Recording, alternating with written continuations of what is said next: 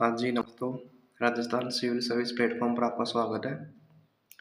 दोस्तों, आपको पता है कि यूट्यूब के ऊपर भारत के भूगोल की निःशुल्क क्लासेस लग रही है और आज की है क्लास नंबर 7 है, जिसके अंदर अपन भारत का देशांतर विस्तार कवर करने वाले हैं। इससे पहले अपन देशांतरों को अच्छे से समझ चुके हैं और अब भारत के संदर्भ के अंदर अपन देशांतरों की बात करेंगे, जिसके अंदर भारत की मानक समय रेखा, इसके साथ साथ जीएमटी रेखा की भी अपन बात करने वाले हैं। तो शुरू करते हैं आज का वीडियो। तो देखिए दोस्तों, भारत का देशांतरीय विस्तार।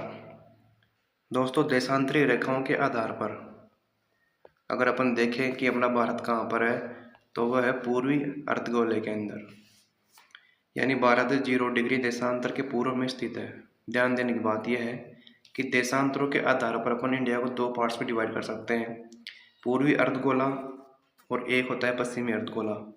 तो अपना इंडिया जो है वो पूर्वी अर्धगोले में स्थित है।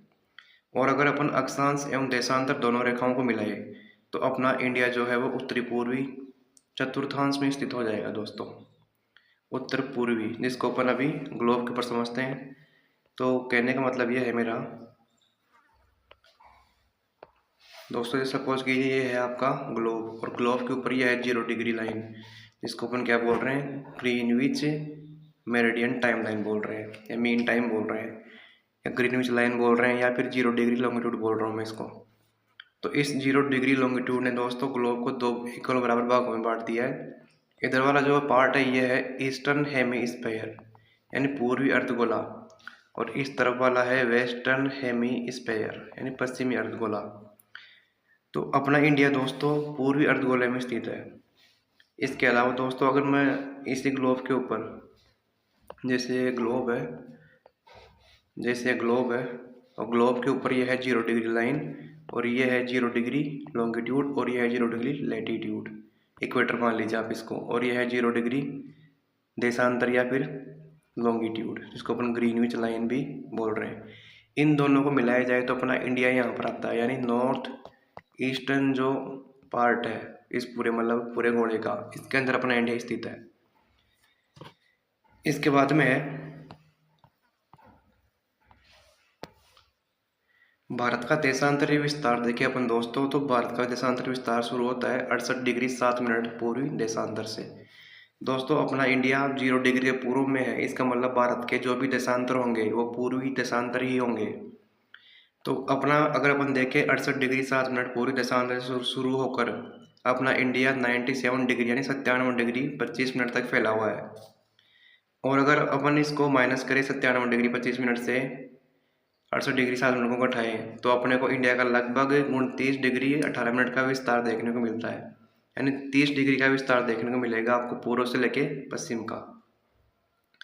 इसके साथ साथ दोस्तों, आपको पता है कि 1 डिग्री देशांतर के अंदर लगभग 4 मिनट के समय का गैप होता है। तो अगर मैं 4 को मल्टीप्लाई करूँगा दोस्तों 30 से, तो मेरे पास आएंगे 120 मिनट आएंगे, और 120 मिनट का सीधा मतलब क्या हो गया, 2 घंटे। तो ये मतलब ये हुआ कि भारत का पूर्वी और पश्चिमी जो स्थान है इनके बीच के अंदर टाइम का लगभग 2 घंटे का डिफरेंस रहने वाला है। ठीक है दोस्तों, तो आगे बढ़ते हैं इसी वीडियो के अंदर। ये डायग्राम है यहाँ पे और आप देख पा रहे हैं कि यहाँ पर इंडिया का ये पश्चिमी स्थान है जो कि गुजरात में स्थित है, और ये है आपका पूर्वी स्थान जो कि अरुणाचल प्रदेश में स्थित है। और इन दोनों यहाँ से इस पूर्व मतलब पश्चिम से लेके पूर्व की जो लंबाई है दोस्तों इन दोनों पॉइंट्स के बीच की, वो है 2933 किलोमीटर। इसके बाद भारत का सबसे जो पश्चिमी स्थान है वो है गोहरमोती सरक्रीक, जो कि कहाँ पर है दोस्तों, गुजरात में स्थित है। और इसी गोहरमोती सरक्रीक से अपना इंडिया का शुरू होता है 68 डिग्री 7 मिनट से। इसके अलावा भारत का पूर्वी स्थान है किबितो, जो कि कहाँ पर है, अरुणाचल प्रदेश में स्थित है, और यह कितने डिग्री पर खत्म हो रहा है दोस्तों, 97 डिग्री और 25 मिनट। भारत की पश्चिम से पूर्व की लंबाई 2933 किलोमीटर है। भारत में सर्वप्रथम सूर्योदय व सूर्यास्त अरुणाचल प्रदेश में होता है सबसे पहले, और सबसे बाद में होगा गुजरात के अंदर, और इसके अंदर लगभग 2 घंटे का अंतराल देखने को मिलता है। यानी दोस्तों अगर सूर्योदय अगर सबसे पहले हो रहा है तो वो सबसे बाद में भी देखने को मिलेगा। दोस्तों इसके बाद में सूर्य सबसे अंत में गुजरात में होता है। सूर्योदय सूर्योदय भी मतलब लास्ट में होगा गुजरात के अंदर, और सूर्यास्त भी लास्ट में ही होगा, और लगभग 2 घंटे का अंतराल पाया जाता है, जिसको अपन पहले ही बता चुका हूँ मैं। इसके बाद में है भारत के अंदर इस समय की समस्या को सॉल्व कैसे किया जाए। तो उसके लिए भारत सरकार ने या फिर जो दिल्ली का विभाग है समय रेखा वाला, उसने इसका एक तरीका निकाला, और इसने 82.5 डिग्री पूरी देशांतर रेखा को क्या मान लिया, भारतीय मानक समय मान लिया। इसी के आधार पर पूरे इंडिया के अंदर सभी घड़ियों में टाइम लगभग सेम रहता है।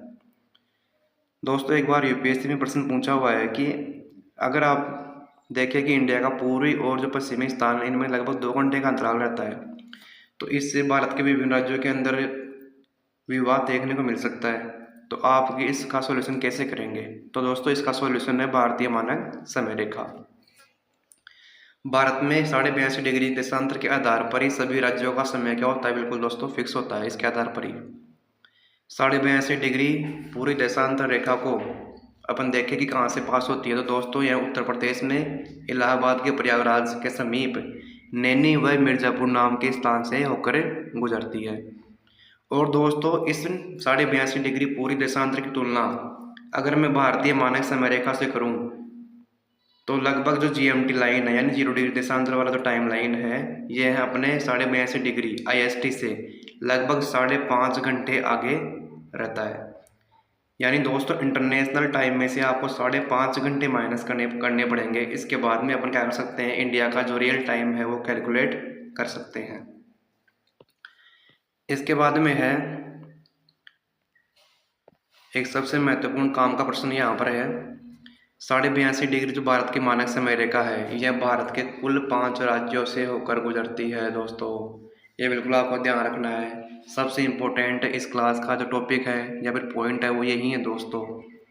भारत की मानक समय रेखा लगभग क्या दोस्तों 5 राज्यों से होकर गुजरती है। आप मैप में देख भी पा रहे होंगे। और वो 5 राज्य कौन कौन से हैं, उत्तर से दक्षिण क्रम पूछता है दोस्तों इसका। तो सबसे उत्तर में है उत्तर प्रदेश, फिर आपका आएगा मध्य प्रदेश, एंड देन उसके बाद में है छत्तीसगढ़, उसके बाद में उड़ीसा, और लास्ट में है आंध्र प्रदेश।